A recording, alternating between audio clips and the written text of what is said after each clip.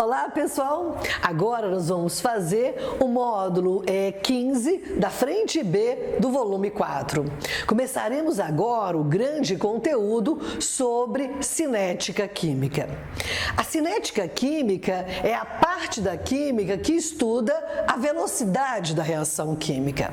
É a parte da química que estuda os fatores que influenciam a velocidade da reação e ainda os seus mecanismos.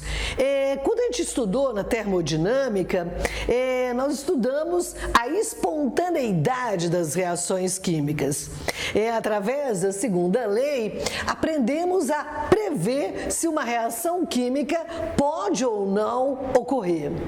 Mas a termodinâmica não me permite afirmar com que velocidade um fenômeno espontâneo pode ocorrer. Um clássico exemplo é a corrosão do ferro. Os cálculos termodinâmicos me permitem afirmar que a corrosão do ferro é um fenômeno espontâneo.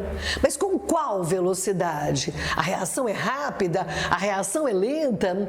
Então, a termodinâmica não me permite afirmar a velocidade de um processo químico.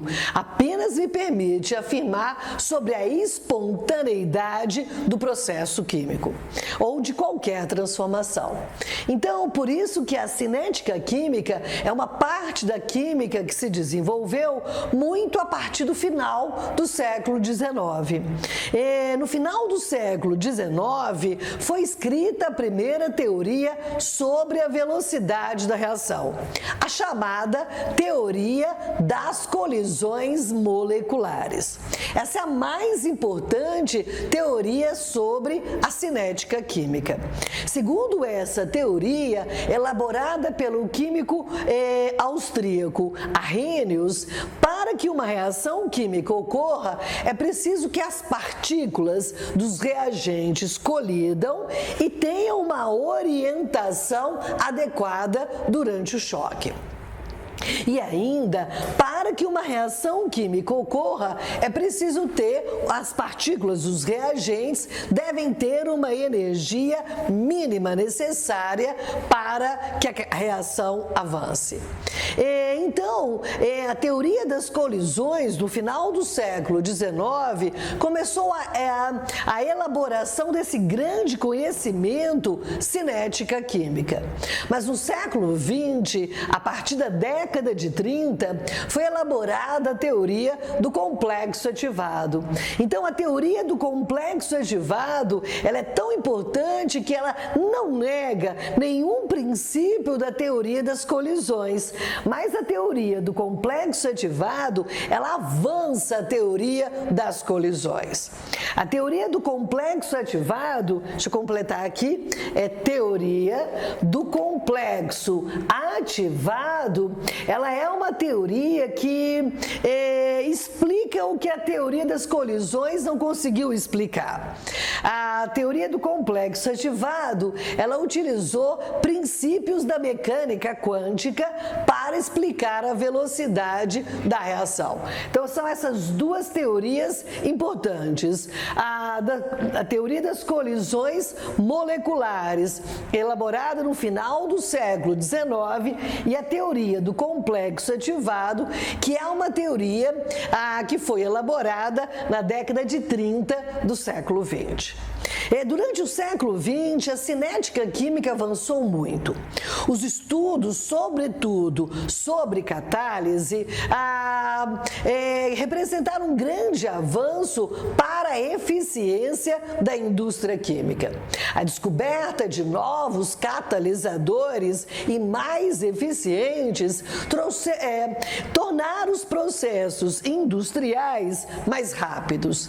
Mas os estudos cinéticos também contribuíram contribuíram para conhecermos a maneira como as reações químicas ocorrem.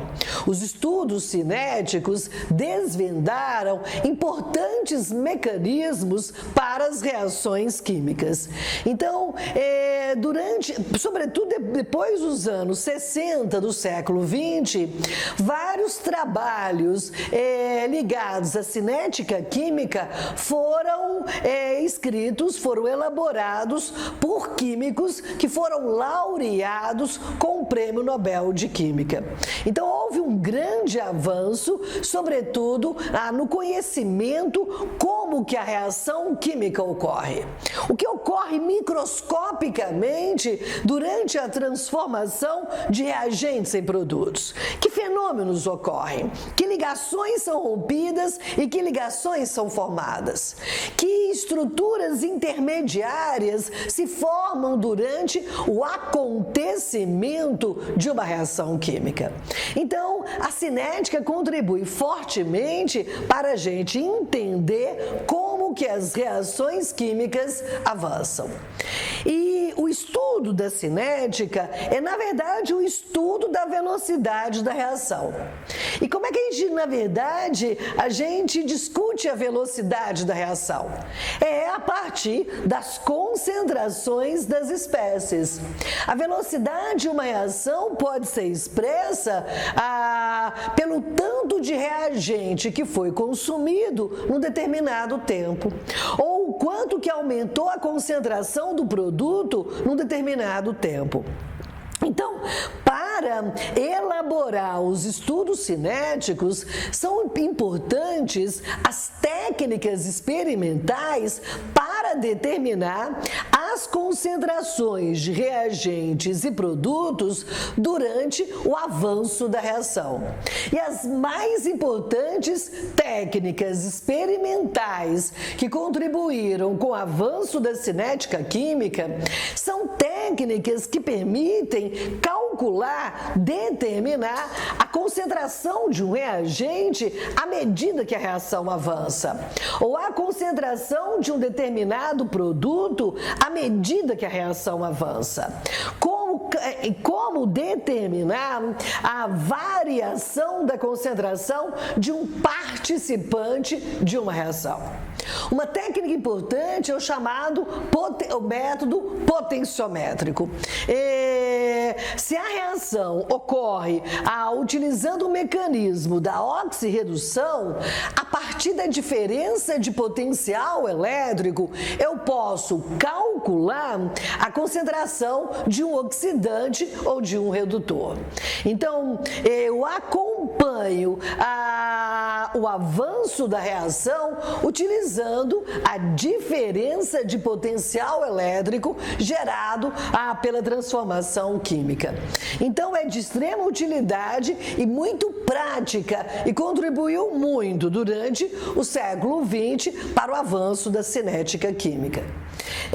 Um método que foi um método mais utilizado depois dos anos 60 foi a espectrometria de massa. Incide a radiação numa amostra e, com base na quantidade de energia absorvida e nas frequências determinadas, pode-se determinar a concentração de um reagente. Então, por exemplo, sabe o quanto de radiação um reagente absorve, por exemplo. Então, incide uma quantidade de radiação eletromagnética e, a partir da quantidade da radiação absorvida, pode-se quantificar a presença de uma determinada substância no meio reacional. Então, é preciso, na cinética, de técnicas que permitam determinar como que a concentração de um participante da reação evolui durante o avanço da reação. A cromatografia gasosa, ela se baseia muito em solubilidade, usa um solvente um solvente gasoso e pelo quanto que uma substância se dissolve nesse solvente gasoso, eu posso determinar a sua concentração em sua amostra. Mas o grande avanço da cinética se deu através da aplicação do mapeamento quântico.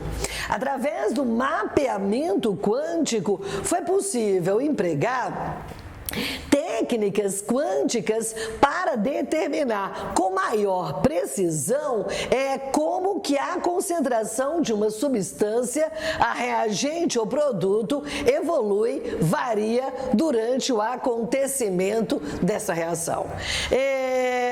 Na verdade, cada substância tem um comportamento quântico e isso que é o objetivo dessa técnica, a chamada de mapeamento quântico. Enfim, todas essas técnicas vão permitir que eu acompanhe passo a passo o acontecimento da reação e infira então sobre a sua velocidade. Então é isso que nós vamos estudar a partir de agora. Quais são as velocidades e os tipos de velocidades das reações químicas. E, gente, agora nós vamos conhecer os tipos de velocidade da reação. Eu posso falar em velocidade média e velocidade instantânea. Primeiro vamos conhecer as variações das velocidades médias da reação. Eu posso falar em velocidade média de consumo de reagente e de formação de produto. Quando a gente fala em velocidade média de consumo de reagente, a gente fala em velocidade média de desaparecimento do reagente e aparecimento do produto. Quando se vai discutir, por exemplo, a velocidade de um carro, é a distância percorrida sobre o tempo que ele gastou.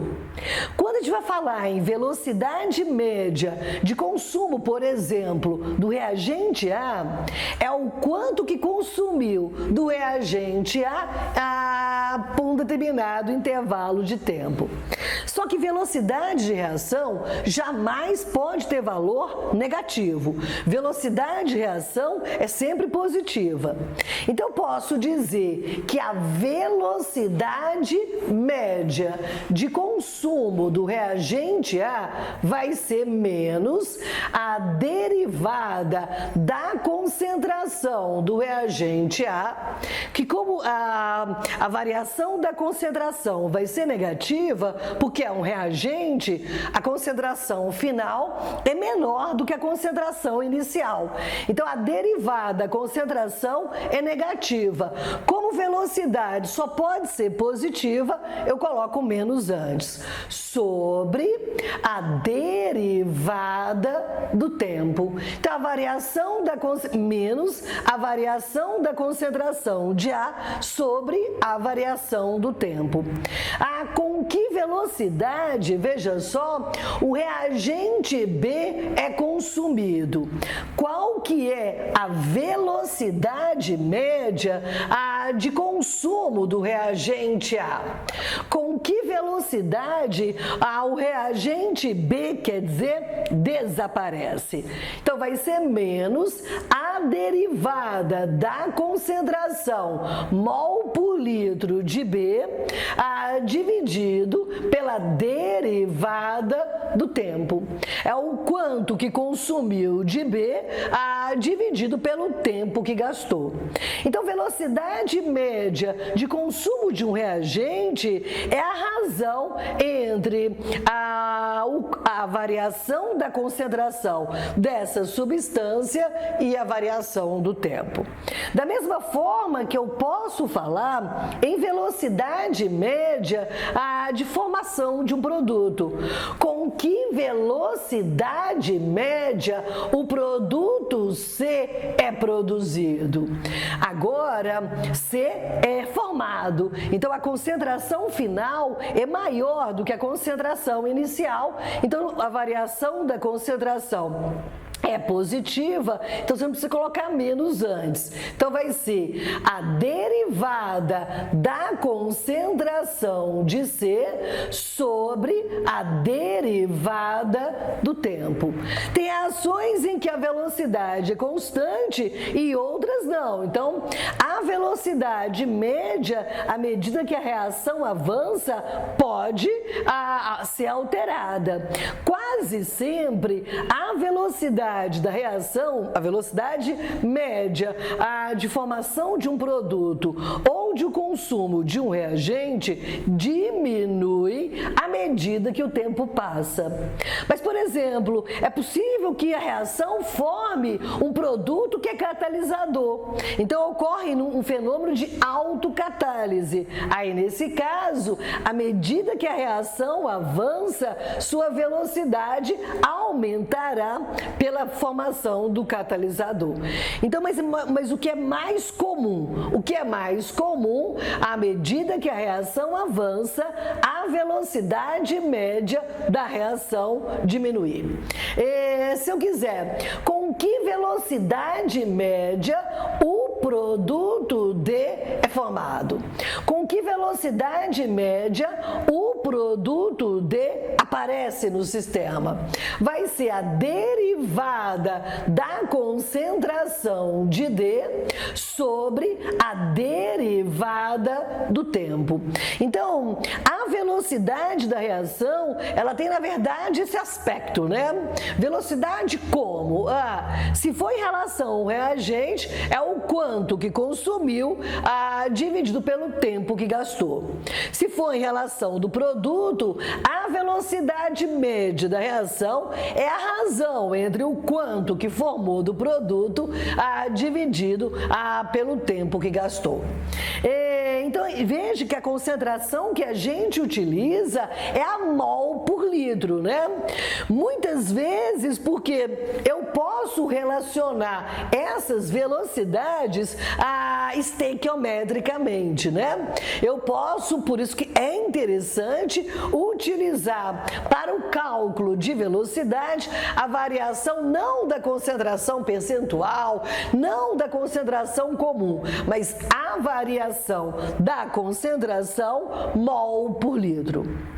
Agora, tem um outro tipo de velocidade média da reação. A gente chama velocidade média da reação mesmo, né? Então, eu tenho essa reação genérica. Qual seria a velocidade média da reação?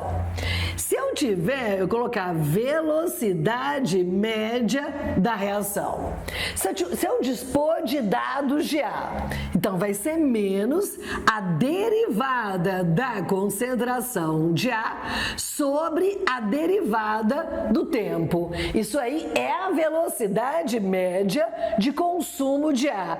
Mas se eu dividir pelo coeficiente estequiométrico Azinho, aí eu tenho a velocidade média da reação.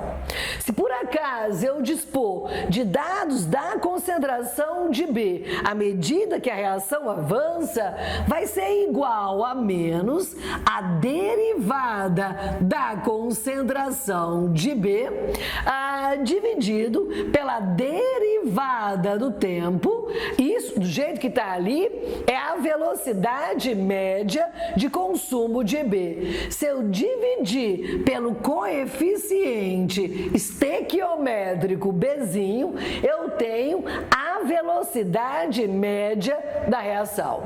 Se eu dispor de dados de C, vai ser a derivada da concentração de D sobre a derivada do tempo. Até ali é a velocidade média de produção de C.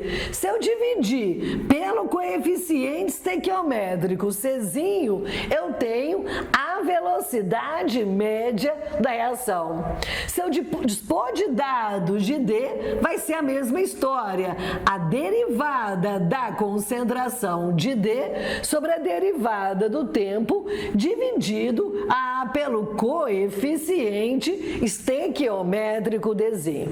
Então, por exemplo, se eu tiver a reação, por exemplo, de produção de amônia, nitrogênio reage com 3 mols de hidrogênio, produzindo 2 mols de amônia. Como é que seria a velocidade média dessa reação? Como determinar? Seria menos a derivada da concentração do nitrogênio dividido pela derivada do tempo, porque o coeficiente aqui é 1, que seria igual a menos a derivada da concentração do hidrogênio dividido pela derivada do tempo e ainda pelo coeficiente estequiométrico 3. Se eu dispor de dados da amônia, que é o produto, seria a derivada da concentração de amônia sobre a derivada do tempo dividido pelo coeficiente estequiométrico 2. Então, a velocidade média da reação seria a velocidade média de consumo, se fosse, por exemplo, velocidade média de consumo de formação para cada mol por litro de substância consumida ou produzida. Vamos ver alguns exemplos. Observe esse exemplo. Vamos considerar a reação de decomposição do peróxido de hidrogênio H2O2 em água e oxigênio. Esse gráfico apresenta a concentração mol por litro de peróxido de hidrogênio em função do tempo em minutos. Vamos então determinar a velocidade média de consumo do peróxido de hidrogênio em intervalos de tempo.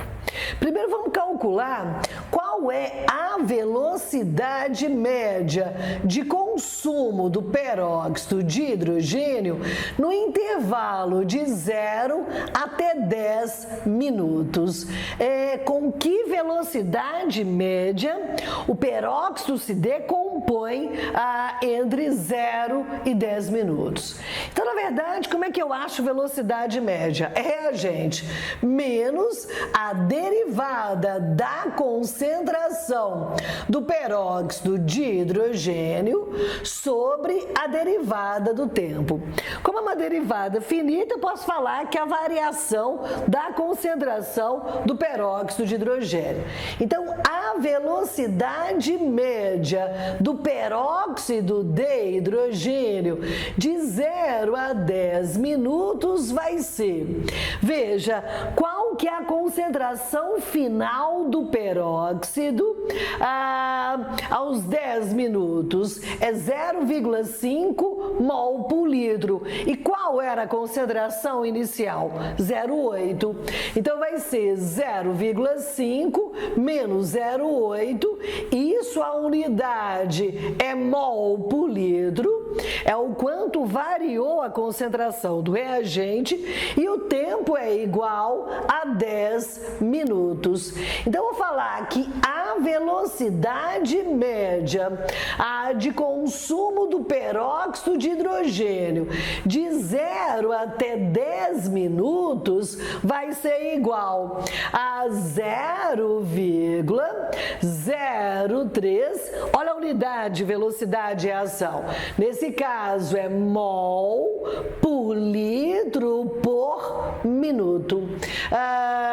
Quer dizer, a cada minuto, a concentração do peróxido de hidrogênio nesse intervalo de tempo diminuiu de 0,03 mol por litro. Se eu quiser agora, com que velocidade média o peróxido de hidrogênio se decompõe entre 10 e 20 minutos.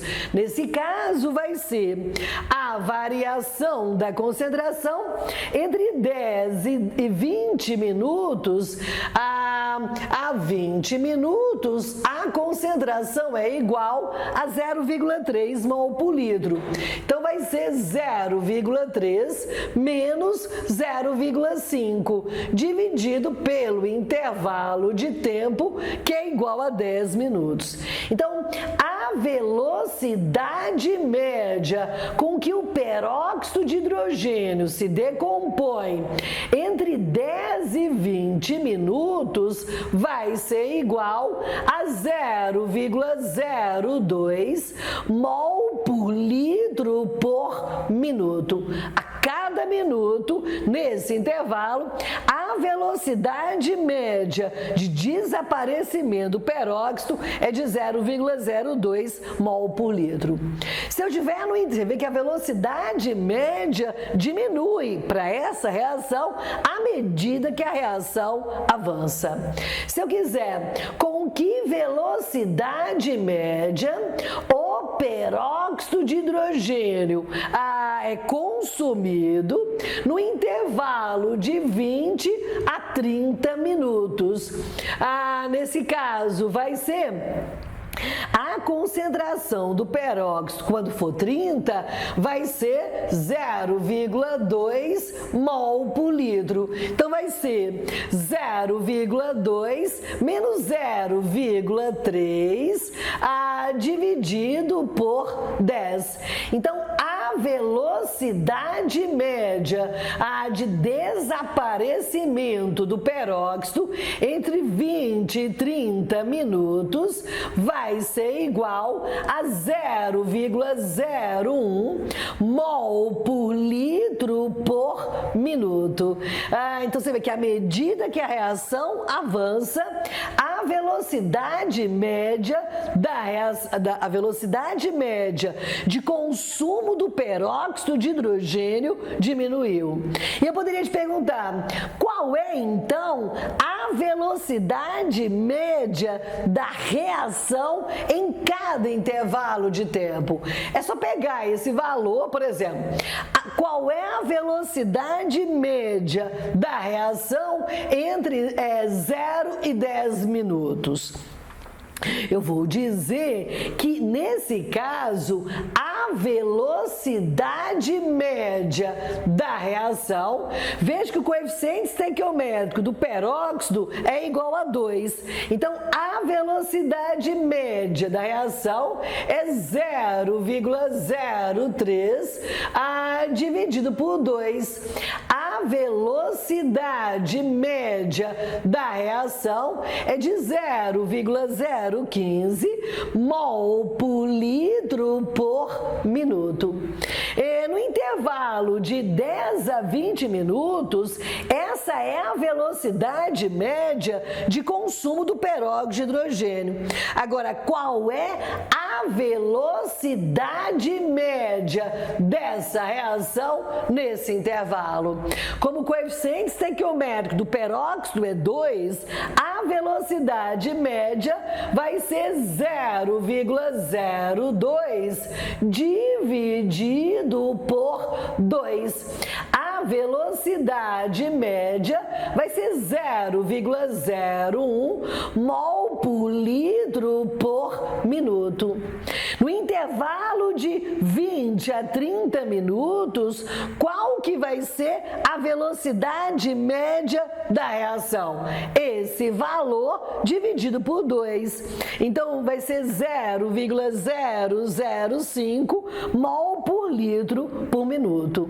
Então, para você transformar a velocidade média de consumo de reagente ou de formação do produto para a velocidade média de reação, basta dividir pelo coeficiente estequiométrico. E é justamente isso que eu quero te mostrar. Como como relacionar a velocidade média da reação com a estequiometria da reação. Veja só aqui, acompanha aqui. Como relacionar as velocidades médias e a estequiometria, melhor colocar, e as estequiometrias das reações químicas. Como determinar?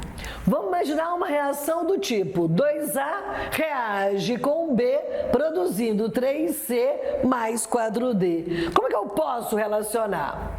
Gente, enquanto se consomem 2 mols de A, nesse mesmo intervalo de tempo, se consome 1 mol de B. Então, posso falar, veja só, que a velocidade média de consumo de A é 2 vezes a velocidade média de produção de B. Eu posso falar que enquanto se produzem 3 mols de C, se consome 1 mol de B. Então, posso falar que a velocidade média de formação de C é 3 vezes a velocidade média de consumo de B. Enquanto se produzem 4 mols de D, no mesmo intervalo de tempo, se produzem então 3 mols de C. Eu posso falar que a velocidade média de formação de D é 4/3 a velocidade média de formação de C. Enquanto se consomem 2 mols de A, se produzem 4 mols de D. Então, posso falar que a velocidade média de formação de D é 2 vezes a velocidade média de consumo de A. Então, você pode relacionar as velocidades médias de consumo do reagente ou de formação do produto com a estequiometria da reação. O ITA tem cobrado muito isso nos últimos anos, né? Veja só esse exemplo. ITA 2009. Considere a reação química representada pela seguinte equação. 4 mols de dióxido de nitrogênio reage com 1 mol de oxigênio, produzindo 2 mols de pentóxido de nitrogênio, todos gasosos.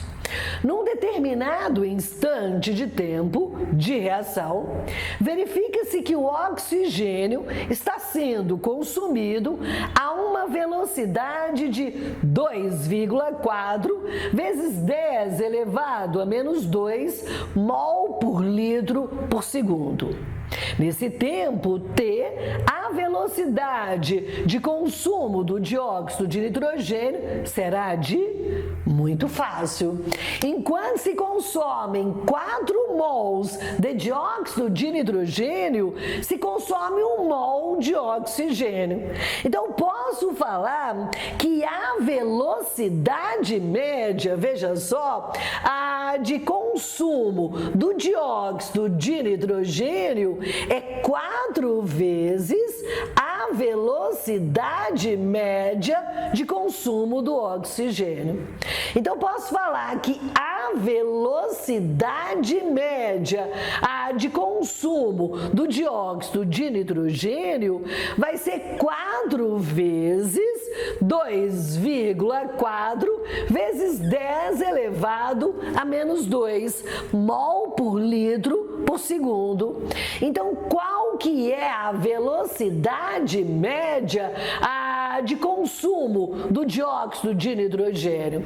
Vai dar 9,6 vezes 10 elevado a menos 2 mol por litro por segundo, e a resposta é letra E.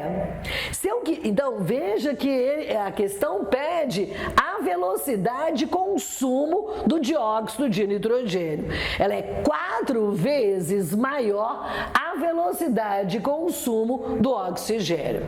Mas se a questão quisesse a velocidade média da reação, a velocidade média da reação vai ser, vamos considerar o oxigênio. O coeficiente estequiométrico do oxigênio é 1. Então, é a própria velocidade média de consumo do oxigênio. Então, seria 2,4 vezes 10 elevado a menos 2 mol por litro. Ou você pega a velocidade de consumo do dióxido de nitrogênio e divide por 4. Se pedisse qual que é a velocidade média de formação do produto, vai ser 2 vezes a velocidade média de consumo do oxigênio. Então, seria 4,8 vezes 10 elevado a menos 2 mol por litro por segundo. Então, você pode estabelecer relações entre as velocidades médias de consumo de reagentes e de formação de produtos utilizando as relações estequiométricas que as reações químicas possuem. Veja só, gente, essa questão do IME de 2019, da primeira fase, que ela mistura de uma maneira muito legal soluções com cinética química. Soluções que a gente acabou de ver com cinética que a gente está começando. Muito legal essa questão. Observe. É requerido que fazendas produtoras de leite bovino controlem a acidez do leite que está aguardando o processamento. Essa acidez é resultante da conversão de lactose em ácido lático, ácido 2-hidroxipropanoico, por ação de micro-organismos. Então, você vê que o ácido lático C12H22O11, ele é hidrolisado, reage com água, produzindo 4 mols de lactose. Veja só, 4 mol.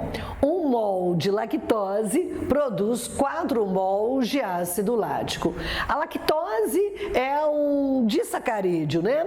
A lactose é a reunião de uma molécula de glicose e uma molécula de galactose, né? Que são hexoses, né? Monossacarídeos.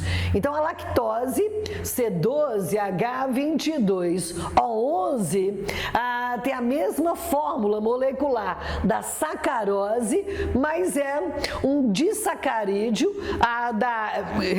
resultante da reunião de uma molécula de glicose com uma molécula de galactose. Enquanto a sacarose é a reunião de uma molécula de glicose com uma molécula de frutose. Então, tanto a sacarose quanto a lactose são disacarídeos.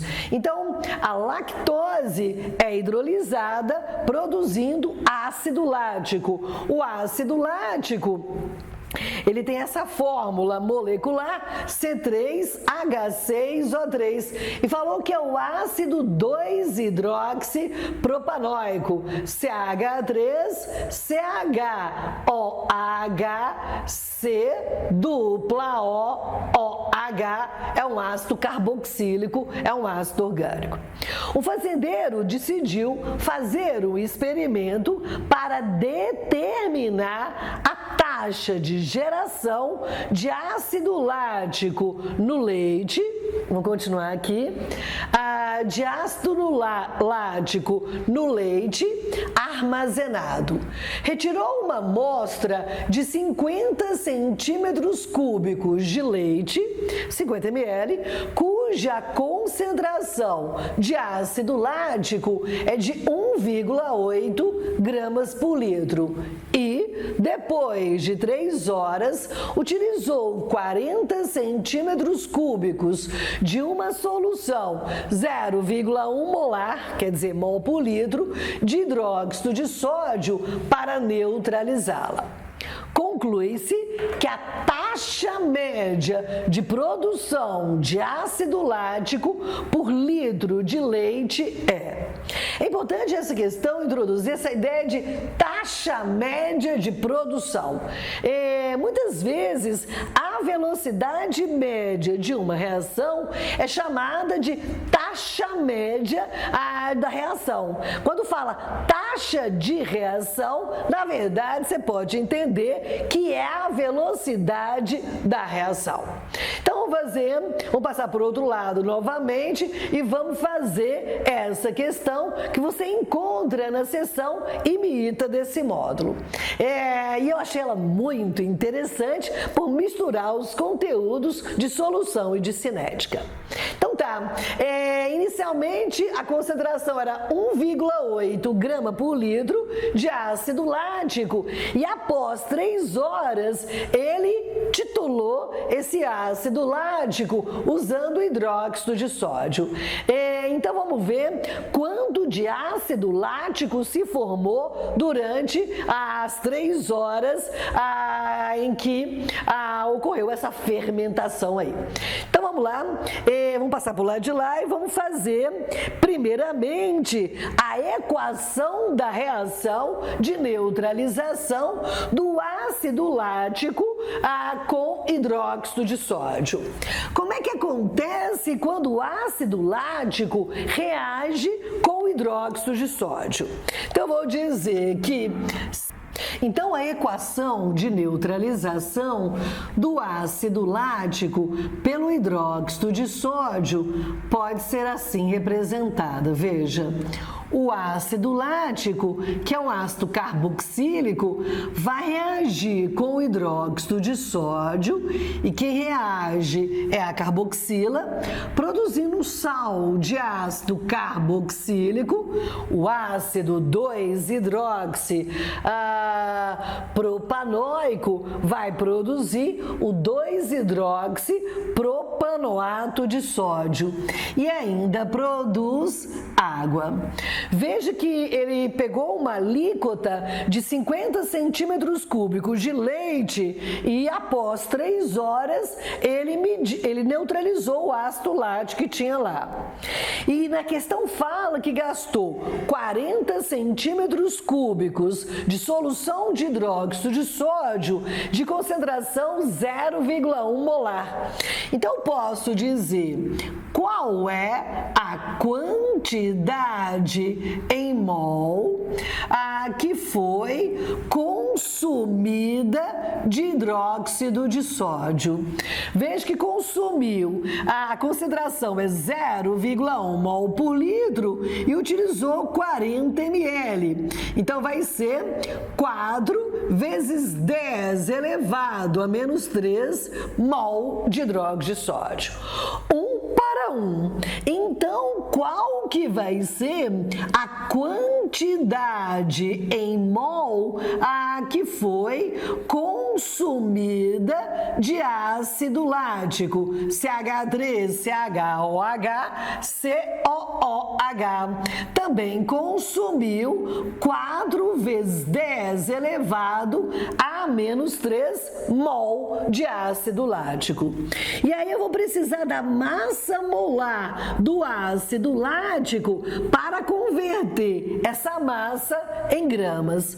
Qual que é a massa molar de C3H6O3? A massa atômica do carbono é 12, 12 vezes 3, 36, mais 6 de hidrogênio, 42, e a massa atômica do oxigênio é 16, 16 vezes 3, 48, então 42 mais 48 vai dar 90 gramas por mol. Então veja que nesse caso, qual que é a massa de ácido lático, a C3H6O3, em 50 centímetros cúbicos de leite que foi analisado. Vai ser 90 vezes 4 vezes 10 elevado a menos 3. E a massa vai ser igual a 0,36 gramas. Isso está em 50 centímetros cúbicos de leite, mas como ele falou que inicialmente tinha 1,8 gramas por litro, então vamos ver qual que vai ser a massa de ácido lático presente em 1 litro de leite após 3 horas, não é isso? Então tem 0,36 gramas em 50 centímetros cúbicos de leite. Se tiver 1.000 centímetros cúbicos de leite, qual que é a massa de ácido lático presente? E essa massa dá igual a 7,2 gramas de ácido lático. Então, a concentração aumentou de 1,8 grama por litro para 7,2 grama por litro. Então, após 3 horas, qual que é a concentração de ácido lático nesse leite? A concentração de ácido lático vai ser igual, veja, a 7,2 gramas por litro. Então, você vê que durante esse tempo, 3 horas, passou de 1,8 grama por litro para 7,2 gramas por litro.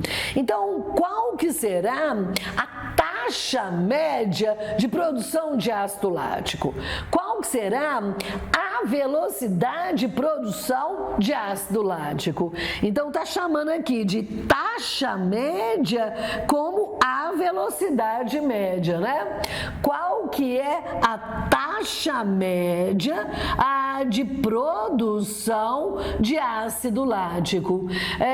Na verdade, com que velocidade o ácido lático é produzido? Veja que nesse caso passou para 7,2, mas inicialmente era 1,8 grama por litro. E o tempo gasto foi de 3 horas. Só que ele quer por segundo. Então, 3 vezes 3.600 segundos. Então, com que velocidade o ácido lático é formado? Isso vai dar 5 vezes 10 elevado a menos 4 grama por litro por segundo, mas quer em miligramas. Então, multiplicando por 1.000, vai dar 0,5 miligramas por litro por segundo. Então, a cada segundo aumenta a concentração de ácido lático em 0,5 miligramas por litro de leite. Então, veja que eu tive que empregar uma habilidade de soluções, não é, para saber o quanto que produziu de ácido lático, e depois eu apliquei a relação de velocidade média, né, o quanto que produziu de ácido lático pelo tempo gasto. Então, se você analisar, então vamos voltar lá nas alternativas, vai ser de 0,5 miligramas por litro por segundo. Então, voltar lá, a resposta dessa questão, que é a taxa média de produção de ácido lático, é letra C. E um grande exemplo de cálculo de velocidade média de formação de um produto.